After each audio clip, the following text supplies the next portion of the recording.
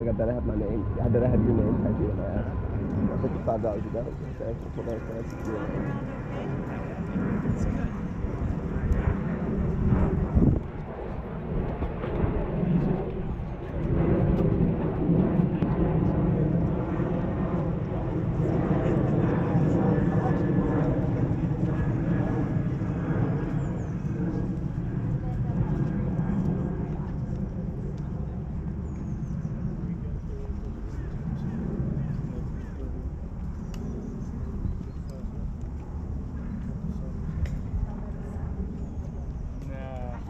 I can tell by a 777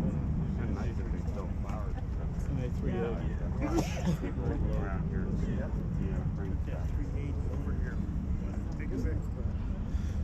Oh, do you buy a 380 over there? That's okay. I wanted to be on the second floor. I've never been on one. A taxi behind them, they're massive.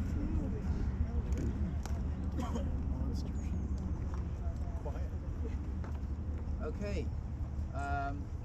Well, this is the first monument I want to take you to this morning. It's a monument in honor of Joe Mann, Pleasure. First Class Joe Mann. And the literal translation on this monument is on the 19th of September 1944, Joe Mann, as a soldier on this spot, gave his life to save the life of his comrades.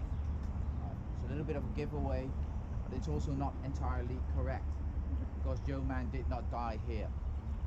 Right, he actually died a little bit further towards the bridge we crossed this morning, and this monument used to be placed at the spot where the current day motorway or highway, as you would call it, is in place nowadays. But because of they built the motorway, they decided to move this monument because it would be too dangerous to have large groups like these standing on the main road. Right, so it's just for safety, and they never adjusted the text. Okay, don't ask me why, but they did. Okay, I want to tell you a little bit about Joe Mann, who he was, and what led to his to him being awarded the Congressional Medal of Honor, because that was actually a little bit of stroke of luck. Joe Mann was born on the 8th of July 1922 in Reardon, Washington. Anybody of you are from Washington? Okay, Reardon, Washington, near Spokane.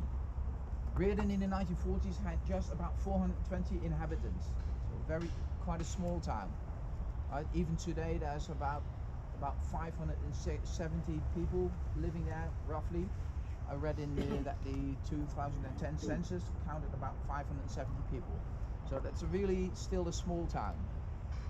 Joe Mann is typically described by his family as a guy that was really a quiet guy. He didn't really stand out in the crowd, but he was a very good athlete and liked sports a lot. So when at high school, he always also played football. I don't know if he was the captain of the football team, but he was always out there. And there's a story about Joe Mann when he was playing football. It was one of those matches that was pretty important, and Joe Mann broke his collarbone during the match, but he kept on playing.